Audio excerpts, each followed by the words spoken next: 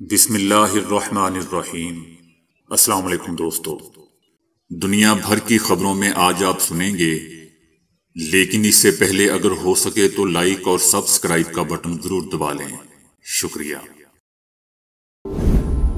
امریکی صدر Joe Biden نے کہا ہے کہ امریکہ نے ایران کو ایک نجی انداز کا پیغام بھیجا ہے۔ جو بائیڈن کے مطابق امریکہ نے یہ پیغام بحر احمر میں بحری جہازوں پر ایرانی حمایت یافتہ حوثیوں کے حملوں کے سلسلے میں دیا ہے۔ اس کے ساتھ ہی امریکی صدر کا کہنا تھا کہ ہم پر اعتماد ہیں کہ ہماری تیاری مکمل ہے۔ دوستو، یاد رہے کہ امریکہ اور اس کے اہم ترین مغربی اتحادی برطانیہ نے رات یمن کے کئی شہروں میں متعدد حوثی مراکز پر حملے کیے ہیں، جس سے خطے میں کشیدگی میں مزید اضافہ ہو گیا ہے۔ امریکہ اور برطانیہ کے ان راتوں رات کیے گئے حملوں کے بعد ایرانی حمایت یافتہ حوثیوں نے بھی ان حملوں کا مضبوط اور مؤثر جواب دینے کا اعلان کیا ہے۔ امریکہ اور برطانیہ نے متعدد حوثی مراکز کو نشانہ بنانے سمیت ایک حوثی ریڈار سائٹ کو بھی نشانہ بنایا ہے۔ اس سلسلے میں تباہی کے مناظر دکھانے کے لیے سیٹلائٹ سے بنائی گئی تصاویر بھی جاری کی گئی ہیں۔ امریکہ کا کہنا ہے کہ یمن میں حملوں سے حوثیوں کی میزائلوں کے ذخیروں اور لانچنگ پیڈز کو بھی نشانہ بنایا گیا ہے، جن کی وجہ سے جہاز رانی کو خطرات لاحق تھے۔ امریکہ کا کہنا ہے کہ امریکہ کو یمن کے ساتھ جنگ میں کوئی دلچسپی نہیں ہے۔ دوسری جانب صدر جو بائیڈن نے کہا ہے کہ مجھے لگتا ہے کہ حوثی تخریب کار ہیں۔ دوستو، یاد رہے کہ 2021 میں حوثیوں کا نام تخریب کاروں کی فہرست سے نکال دیا گیا تھا، لیکن اب جو بائیڈن نے ان کے بارے میں امریکہ کی پرانی سوچ ظاہر کی ہے۔ اسرائیلی وزیر اعظم نیتن یاہو نے عالمی عدالت کا فیصلہ آنے سے پہلے دوستو ماننے سے انکار کرتے ہوئے کہا ہے کہ اسرائیل عالمی عدالت کے کسی فیصلے کے بعد بھی باز نہیں آئے گا۔ غزہ میں جنگ جاری رکھی جائے گی۔ عالمی عدالت انصاف میں دوستو غزہ میں ہونے والی اسرائیل کی نسل کشی پر جنوبی افریقہ اور اسرائیل کے دلائل سنے گئے، تاہم ابھی عالمی عدالت کو اس مقدمے میں حتمی فیصلہ سنانا باقی ہے۔ عالمی عدالت کے فیصلے سے پہلے ہی اسرائیلی وزیر اعظم نیتن یاہو نے کہا ہے کہ شیطانی چکر یا کچھ اور اسرائیل کو کوئی نہیں روک سکتا۔ ان کا کہنا تھا کہ جب تک اسرائیل حماس کو ختم نہیں کر دیتی یا شکست نہیں دے دیتی، دنیا کی کوئی عدالت اسرائیل کو اپنے مقاصد حاصل کرنے سے نہیں روک سکتی۔ نیتن یاہو نے یہ بھی دعویٰ کیا کہ غزہ میں زیادہ تر حماس کے ٹھکانوں کو تباہ کر دیا گیا ہے۔ انہوں نے زور دیتے ہوئے کہا کہ ہم فتح حاصل کرنے تک جنگ جاری رکھیں گے۔ دوستو، یہ بھی یاد رہے کہ اسرائیل نے عالمی عدالت انصاف میں غزہ میں فلسطینیوں کی اموات کا ذمہ دار فلسطین کی مزاحمتی تحریک حماس کو قرار دیا ہے۔ غزہ جنگ کے تسلسل اور اس حوالے سے جڑے کئی اہم معاملات پر دوستو جنگی کابینہ کے درمیان اختلافات بڑھ رہے ہیں۔ گزشتہ ہفتے حکومتی اجلاس میں اسرائیلی وزیر اعظم نیتن یاہو اور ان کے وزیر دفاع کے درمیان سخت گرما گرمی دیکھی گئی تھی۔ دونوں رہنماؤں کے درمیان کشیدگی عروج پر پہنچ گئی تھی، جس نے وزیر دفاع کو پیچھے ہٹنے پر مجبور کر دیا۔ وزیر دفاع اس وقت اجلاس سے نکل گئے، ان کے آفس مینیجر کو داخلے سے منع کر دیا گیا تھا۔ یہ پیش رفت دوستو اس وقت سامنے آئی جب نیتن یاہو کے دفتر نے اجلاس کے آغاز میں اصرار کیا کہ یہ معاونین کی موجودگی کے بغیر منعقد کیا جائے، لیکن جب وزیر دفاع کو اپنے آفس مینیجر کو لانے کی اجازت نہیں دی گئی تو انہوں نے دیکھا کہ دوسرے اپنے معاونین کو اجلاس میں لے کر آئے ہیں، اس لیے انہوں نے اجلاس چھوڑنے کا فیصلہ کر لیا۔ روانگی سے پہلے اسرائیلی وزیر دفاع نے نیتن یاہو کی طرف مڑ کر دیکھا اور چلائے۔ انہوں نے کہا کہ میرے کام میں رکاوٹ ڈالنا بند کرو۔ یہ واقعہ دوستو ایسے وقت میں سامنے آیا ہے جب وزیر اعظم نیتن یاہو اور وزیر دفاع کے درمیان جنگ کے آغاز کے بعد سے قیدیوں کی غزہ کی انتظامیہ اور دیگر کئی معاملات پر کشیدگی بڑھ رہی ہے۔ نیتن یاہو کے دفتر نے بھی کئی بار چیف آف سٹاف کے لیے داخلے کی اجازت نامے کی منظوری دینے سے انکار کر دیا، جس پر وزیر دفاع ناراض ہوئے۔ اسرائیلی فوج کے چیف آف سٹاف نے کہا ہے کہ حزب اللہ پورے لبنان کو میدان جنگ میں تبدیل کر سکتی ہے۔ جنگ کی صورت میں حزب اللہ کو اس کی بھاری قیمت ادا کرنی پڑے گی۔ ان کا کہنا تھا کہ ہم لبنان کی فضائی حدود میں آزادانہ طور پر اپنا کام کرتے ہیں، کسی بھی خطرے پر حملہ کرتے ہیں اور حزب اللہ کو بھاری قیمت چکانے پر مجبور کرتے ہیں۔ اس نے کہا کہ شمال میں سیکیورٹی کی حقیقت ان دنوں ایک نئی شکل اختیار کرنا شروع کر چکی ہے۔ ہم الرضوان کے عسکریت پسندوں کو سرحد سے دور دھکیل رہے ہیں، ہم حزب اللہ کی ان صلاحیتوں کو نقصان پہنچا رہے ہیں جو اس نے برسوں پہلے بنائی تھیں۔ اسرائیلی آرمی چیف آف سٹاف نے اپنی بات جاری رکھتے ہوئے کہا کہ جنوبی لبنان کا علاقہ ایک جنگی علاقہ ہے اور جب تک وہاں حزب اللہ کام کرے گا تب تک رہے گا۔ ان کا کہنا تھا کہ حزب اللہ نے حماس کے لیے ڈھال کے طور پر کام کرنے کا انتخاب کیا ہے، مگر اسے اس کی قیمت ادا کرنی پڑ رہی ہے۔ ان کا کہنا تھا اگر غزہ جنگ روکنے کے لیے شمالی محاذ کو گرم کرنے کی کوشش کی گئی تو حزب اللہ کو اس کی بھاری قیمت ادا کرنا پڑے گی۔ ان کا کہنا تھا کہ اسرائیل بیک وقت اور مختلف شدت کے ساتھ کئی میدانوں میں جنگ کر رہا ہے اور ہر جگہ کام کر رہا ہے۔ اسرائیلی آرمی کا کہنا تھا کہ اسرائیلیوں کو مارنے والوں کو غزہ، مغربی کنارے اور دنیا کے دیگر میدانوں میں کہیں بھی جائے پناہ نہیں ملے گی۔ اسرائیل نے مغربی ملکوں میں حماس کے خلاف مہم کی تیزی کے پیش نظر الزام لگایا ہے کہ حماس سویڈن میں اسرائیلی سفارت خانے پر حملہ کرنے کی منصوبہ بندی کر رہا ہے۔ اسرائیل نے دعویٰ کیا ہے کہ حماس کی یہ منصوبہ بندی ان مغربی ممالک اپنی موجودگی بڑھانے کے لیے ہے جن میں پچھلے ہفتے ہی مشتبہ افراد کی گرفتاریوں کا اعلان کیا گیا تھا۔ اس سلسلے میں ڈنمارک، جرمنی اور سویڈن کے حکام کی طرف سے گرفتاریوں کے اعلان کے بعد اسرائیلی خفیہ ادارے موساد نے اپنے ایک بیان میں حماس کے مبینہ نیٹ ورک میں شامل ایک حماس کا نام بھی لیا ہے، تاہم اس چیز کا ذکر نہیں کیا گیا ہے کہ حماس کے اس ممبر کو پہلے سے کہاں زیر حراست رکھا گیا تھا۔ جبکہ حماس نے اسرائیل کے اس نئے الزام کے بارے میں فوری طور پر کوئی رد عمل ظاہر نہیں کیا۔ یاد رہے کہ اسرائیل کی اس ایجنسی نے کہا ہے کہ ہمیں اطلاعات ملی ہیں کہ حماس کی لبنان میں موجود قیادت نے سویڈن میں اسرائیلی سفارت خانے پر حملے کا اپنے اس ممبر کو حکم دیا ہے۔ اسرائیلی فوج نے شمالی غزہ سے بے گھر ہو کر نکلنے والے لاکھوں فلسطینی عوام کے واپس اپنے گھروں کی طرف آنے کو روک دیا ہے۔ فوج نے اس بارے میں کہا ہے کہ جب ان کے لیے یہاں آنا محفوظ ہوگا تو اس وقت ہی انہیں واپس آنے کی اجازت دی جائے گی۔ اس معاملے پر کئی دنوں سے بات چیت چل رہی تھی۔ اسرائیل کے سب سے بڑے اتحادی نے بھی ایک رسمی سے انداز میں ان فلسطینیوں کی اپنے گھروں کو واپس آنے کی حمایت کی تھی۔ اسرائیلی فوج نے ان شمالی غزہ کے باسیوں کو بدترین بمباری کر کے بے گھر کر کے نقل مکانی پر مجبور کر دیا تھا۔ اب ان کی شمالی غزہ میں واپسی کو اس طرح روکا ہے کہ فی الحال ان کے لیے اسرائیلی فوج کو یقین نہیں ہے کہ وہ محفوظ رہ سکیں گے۔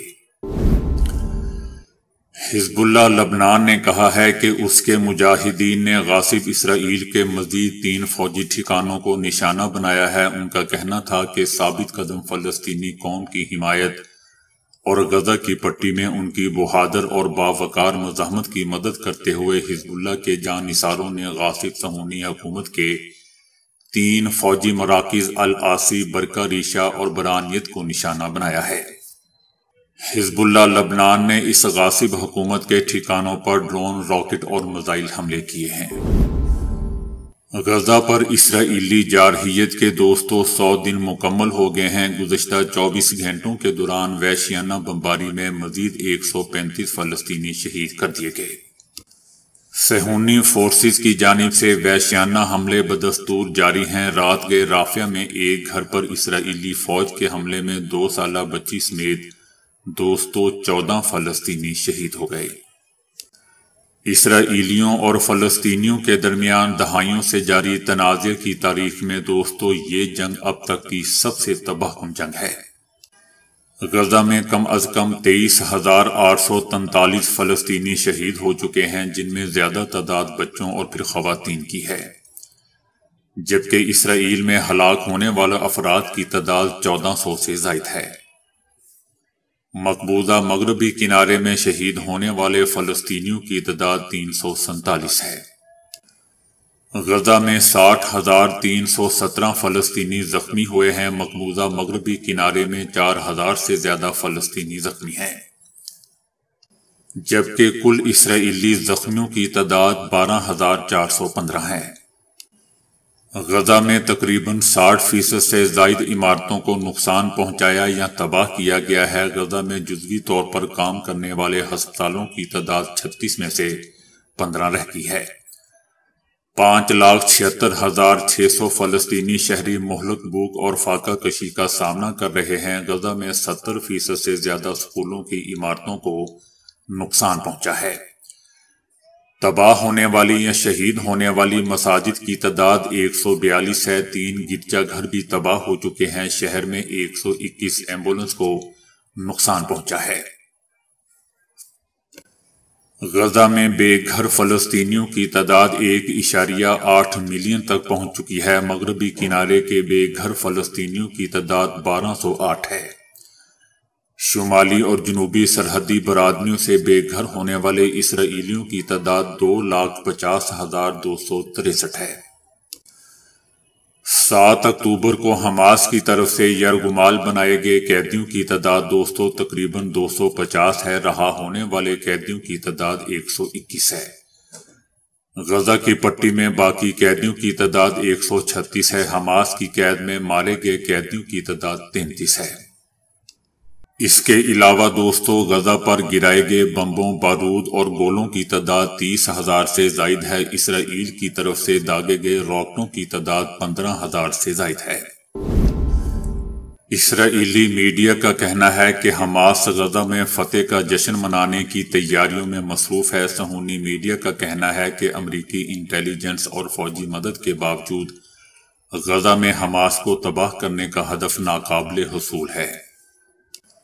اسرائیلی میڈیا نے اپنے وزیر اعظم نیتن یاہو سے کہا ہے کہ وہ شکست تسلیم کرنے کے لیے کم نقصان دہ طریقہ کار تلاش کریں، جبکہ انٹرنیشنل میڈیا کا کہنا ہے کہ غزہ بیروت نہیں ہے اور السنوار عرفات نہیں ہے۔ وہ جلا وطنی کی بھیک نہیں مانگ رہے بلکہ غزہ میں فتح کا جشن منانے کی تیاریوں میں مصروف ہیں۔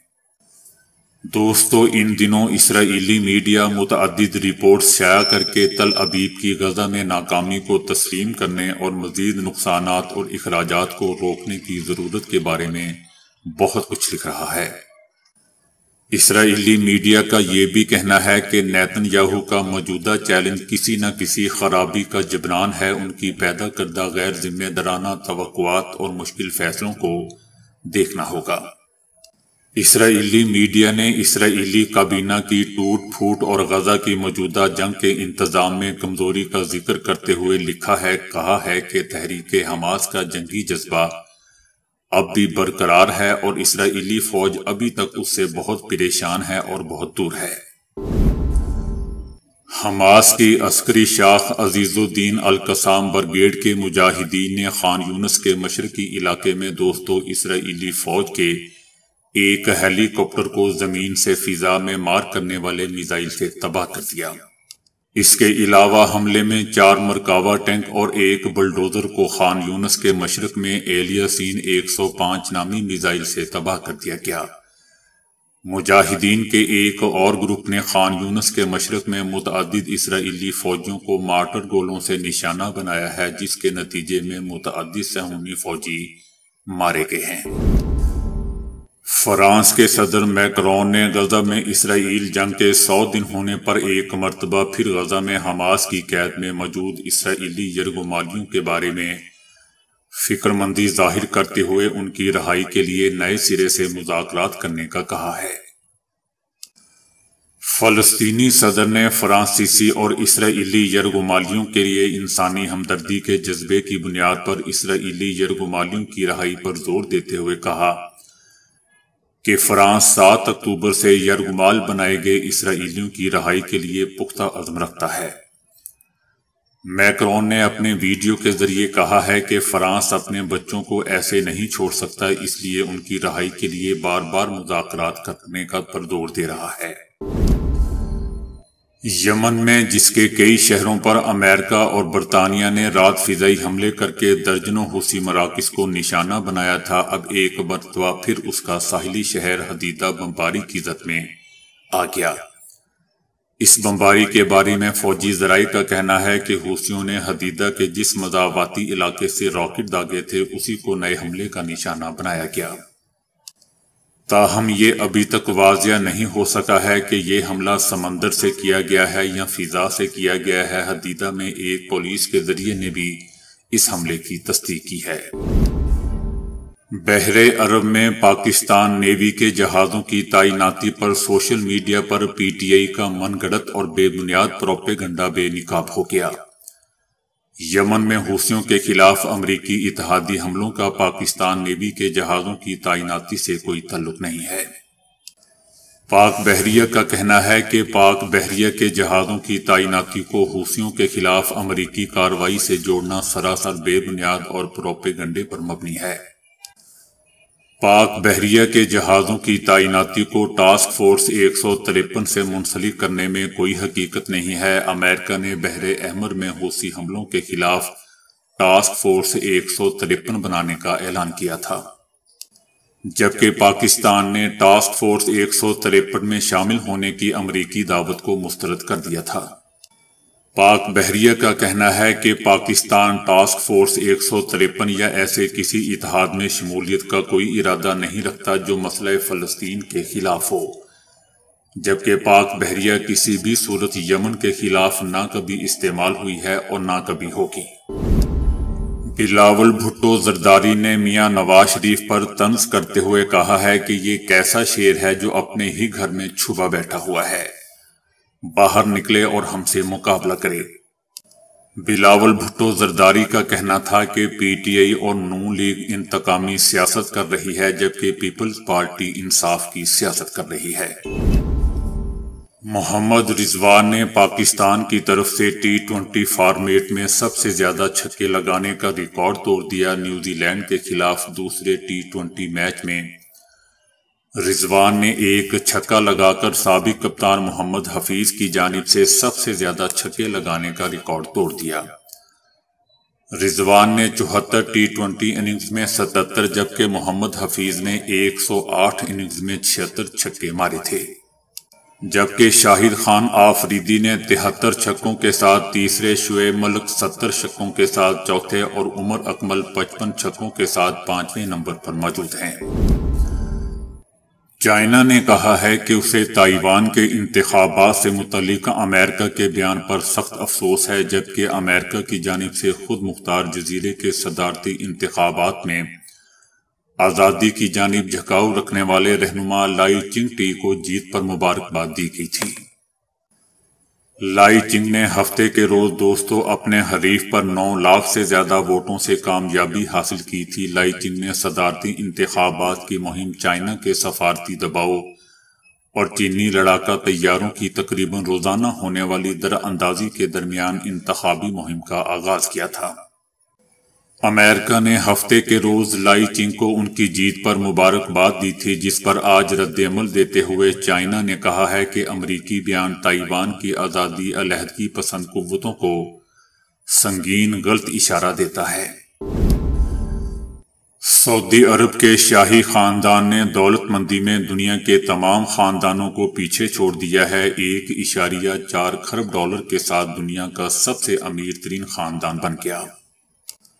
سعودی عرب کے شاہی خاندان کی دولت برطانوی بادشاہ شاہ چارلس کے خاندان سے دوستو تقریباً 16 گنا زیادہ بتائی جا رہی ہے۔ اس سعودی خاندان کی مجموعی دولت دنیا کے 2 امیر ترین اشخاص ایلون مسک اور بل گیٹس کی مجموعی دولت سے بھی دوستو زیادہ بتائی جا رہی ہے۔ عالمی ایجنسیوں نے اپنی رپورٹس میں سعودی کے شاہی خاندان کو نہ صرف امیر ترین بلکہ دنیا کا سب سے طاقتور خاندان بھی قرار دیا ہے۔ گوگل نے عالمی سمندروں کے فرش میں بچھی ہزاروں کلومیٹر طویل انٹرنیٹ کیبل کو کامیابی سے زلزلہ پیما کے طور پر استعمال کرتے ہوئے کہا ہے کہ اس طرح ہزاروں کلومیٹر طویل رقبے پر پھیلے ہوئے تار کو زلزلہ پیما بنایا جا سکتا ہے۔